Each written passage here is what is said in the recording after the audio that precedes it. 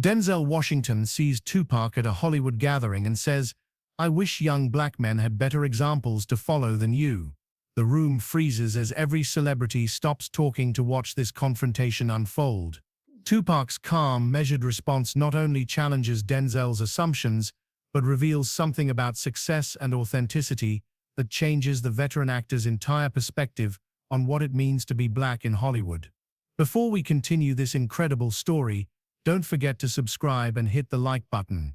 We share these powerful stories regularly. We look forward to your comments. Now let's dive into the details of that critical moment and discover how Tupac changed one of Hollywood's most respected actors forever. Don't forget to subscribe and hit the like button. Beverly Hills, California, August 12, 1995. Saturday evening, 9:30 p.m. The sprawling mansion in the Hollywood Hills belongs to a studio executive whose name appears in movie credits but never in tabloids, someone powerful enough to bring together the entertainment industry's most influential figures for gatherings that blend business networking with social hierarchy display. Tonight's party represents the peak of mid-90s Hollywood glamour, where deals worth millions get discussed over champagne and casual conversation can launch or destroy careers. The house itself speaks the language of entertainment industry success: marble floors that cost more than most people's homes, original artwork from artists whose names grace museum walls, and views of Los Angeles that stretch from downtown skyscrapers to Pacific Ocean horizons. Every room contains carefully curated luxury designed to remind guests that they've reached the summit of American cultural influence, that they belong to an exclusive circle that shapes what millions of people watch, think, and dream about. 200 of Hollywood's most powerful figures circulate through rooms connected by hallways lined with photographs documenting decades of entertainment history. Studio heads who greenlight $100 million projects, directors whose names alone guarantee international distribution, actors whose faces sell magazines and whose career choices influence fashion trends worldwide, producers whose phone calls can launch unknown performers into global stardom overnight. The guest list reads like a catalogue of American cultural royalty. Academy Award winners mingle with rising stars, legendary musicians share conversations with studio executives, and established actors network with directors who might cast them in career-defining roles.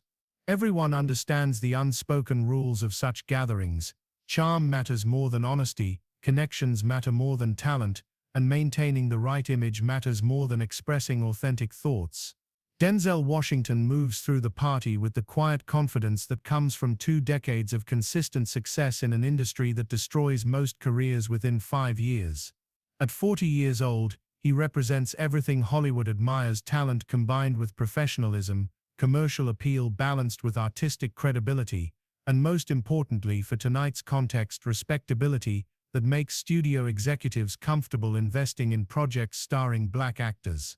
Denzel has spent his career navigating the complex dynamics of being a black performer in an industry controlled primarily by white decision-makers. He's chosen roles that display his range while avoiding characters that might reinforce negative stereotypes. He's maintained a public image that emphasizes family values, education, and positive community influence. His success has opened doors for other black actors by proving that audiences will support films featuring black protagonists who embody aspirational rather than threatening qualities. Tonight he wears a perfectly tailored charcoal suit that suggests expensive taste without appearing flashy, carries himself with dignity that commands respect without demanding attention, and engages in conversations that demonstrate intelligence, humor, and the kind of social grace that makes powerful people comfortable enough to offer him opportunities that advance his career and influence. Across the room, Tupac Shakur represents something entirely different in Hollywood's carefully maintained social ecosystem. At 24 years old, he's achieved massive commercial success through music that makes many of tonight's guests uncomfortable, that addresses subjects they prefer to ignore, that speaks to audiences they don't understand or particularly want to reach. Tupac stands near the bar, wearing simple black slacks and a white button-down shirt, no tie, no jewelry, looking more like a young professional than the controversial rap artist whose albums carry parental advisory warnings. His presence at this gathering represents the entertainment industry's complicated relationship with hip-hop culture, profitable enough to pursue, mainstream enough to exploit, but still foreign enough to create tension when its practitioners appear in spaces traditionally reserved for more conventional entertainers. The contrast between the two men reflects broader tensions within both Hollywood and Black American communities about representation, respectability, and the responsibility that comes with cultural influence. Denzel represents the pathway that established entertainment industry figures understand and support, achieve success by demonstrating that you share mainstream values, that you can be trusted with opportunities typically reserved for white performers, that your success won't threaten existing power structures. TUPAC represents something more complicated, success achieved through authenticity to experiences that mainstream America prefers to ignore, influence gained by speaking truth that makes comfortable people uncomfortable, cultural power that doesn't require approval from traditional gatekeepers because it connects directly with audiences that existing entertainment often fails to reach. The party continues around them for 2 hours with typical Hollywood rhythms, animated conversations about upcoming projects, strategic introductions between people who might benefit from knowing each other, and careful navigation of social hierarchies that determine who gets access to which opportunities. Studio executives discuss market trends, directors pitch concepts to producers, and actors charm decision-makers who might cast them in roles that define their careers. But something shifts when Denzel notices TUPAC engaging in serious conversation with a group that includes 2 Oscar-winning actors, a respected director, and a studio head whose approval can launch careers. The conversation appears substantive rather than superficial, with TUPAC speaking as much as listening, clearly holding his own in discussions with people whose opinions carry enormous weight in entertainment industry circles. Denzel watches this interaction with growing discomfort that he initially can't identify. Part of his reaction stems from protective instinct. He's worked hard to establish credibility for Black performers in Hollywood, and he worries that TUPAC's controversial reputation might damage relationships that took years to build. But deeper discomfort comes from recognizing something that challenges his own assumptions about success, respectability, and what it means to represent Black excellence in predominantly white spaces. As the evening progresses, Denzel observes TUPAC's interactions with increasing attention. The young rapper demonstrates intelligence that contradicts media portrayals, engages with complex topics in ways that suggest extensive reading and serious thinking, and displays social grace that allows him to connect with people across generational and cultural boundaries. But what bothers Denzel most is watching other party guests treat TUPAC with respect that seems genuine rather than condescending, seeing entertainment industry leaders take his opinions seriously rather than dismissing them as irrelevant perspectives from someone outside their world. This recognition forces Denzel to confront uncomfortable questions about his own career choices, about the compromises he's made to achieve acceptability in spaces that weren't designed to include people who look like him. The confrontation begins when Denzel approaches TUPAC, during a brief moment when the younger man stands alone, checking his watch and apparently preparing to leave. Denzel's intention is to offer friendly advice, to share wisdom gained from years of successfully navigating Hollywood's complex social and professional dynamics, but what emerges is something more complicated than mentorship, something that reveals Denzel's own internal conflicts about success, authenticity, and responsibility.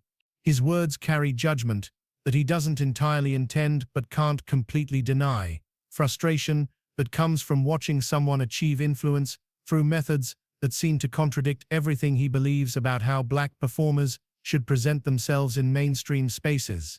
The statement that stops conversation throughout the immediate area is delivered with quiet intensity that suggests deep conviction rather than casual criticism. Denzel expresses his wish that young Black men had better examples to follow than what TUPAC represents, that they could look up to role models who demonstrate positive values rather than controversial positions. The room doesn't literally freeze, but conversation among nearby groups gradually diminishes as people sense tension developing between 2 prominent figures. Other party guests begin paying attention to an exchange that clearly involves more than polite networking, that carries emotional weight, suggesting personal stakes rather than professional disagreement. TUPAC's response begins with acknowledgement of Denzel's achievements, and the respect he commands within both Hollywood and black communities. T. But rather than accepting criticism or defending his career choices, Tupac does something unexpected. He starts asking questions that turn the conversation into examination of assumptions both men carry about success, authenticity, and responsibility to community. The questions aren't confrontational, but they're penetrating, designed to explore rather than attack, to understand rather than defeat. Tupac inquires about the difference between being respected and being acceptable, between representing excellence and representing comfort, between inspiring young people and avoiding subjects that make older people nervous. Most significantly, he asks about the cost of respectability, about what gets lost when success requires editing yourself to fit expectations created by people who've never experienced your reality, about whether true role models should show young people how to navigate existing systems or how to question systems that might need changing. The conversation that follows lasts nearly 30 minutes and draws a gradually expanding circle of listeners as other party guests recognize that they're witnessing something unusual, genuine dialogue about complex issues rather than the superficial networking that typically defines such gatherings. Tupac shares his perspective on responsibility to community, explaining that his music addresses realities that many young people face daily, that ignoring problems doesn't solve them, that authentic connection with struggling communities might require willingness to discuss subjects that make successful people uncomfortable. But he also acknowledges Denzel's concerns, recognizing that representation involves responsibility, that influence requires thoughtfulness about consequences, that success creates platforms that can either help or harm people who look up to public figures. The exchange reveals something that surprises both men. They share more common ground than either expected, both committed to supporting young black people, but approaching that commitment through different strategies based on different experiences and different understanding of how change happens. Denzel begins to recognize that his discomfort with Tupac might stem partially from his own compromises, from years of carefully moderating his public positions to maintain acceptance in spaces where complete authenticity might threaten his access to opportunities. He realizes that his criticism of Tupac carries some projection of his own internal conflicts about the price of success in systems that weren't designed to embrace him fully. Tupac, meanwhile, gains appreciation for the pressure that established black performers face, the way their success becomes responsibility for representing entire communities, the impossible balance between personal authenticity and collective advancement that successful black figures must navigate daily. By conversation's end, both men have moved toward understanding that allows them to respect different approaches to shared goals. Denzel recognizes that challenging systems from outside might complement working within them, that speaking uncomfortable truths might serve young people even when it makes older people nervous. Tupac acknowledges that sustained influence requires strategic thinking about presentation and timing, that alienating potential allies through unnecessary confrontation might limit ability to create positive change, that different approaches to advancement can coexist rather than competing. The party guests who witnessed this exchange disperse with new appreciation for complexity surrounding representation, authenticity, and responsibility. Several later described the conversation as educational, noting how two intelligent men found common ground despite approaching similar goals through different methods. The conversation becomes legendary within Hollywood circles, referenced in later discussions about the responsibility of black performers and the different strategies available for creating positive change. Studio executives who overheard parts of the exchange begin reconsidering their own assumptions about hip-hop artists and their potential for crossing into mainstream entertainment. Directors start thinking about projects that might bridge the gap between respectability and authenticity, while other actors gain new appreciation for the complexity of representation in an industry where image and reality often conflict. Most importantly, the conversation demonstrates something that both Hollywood and broader American society often forget: successful people who appear to represent opposing approaches to advancement might actually share more fundamental values than surface differences suggest.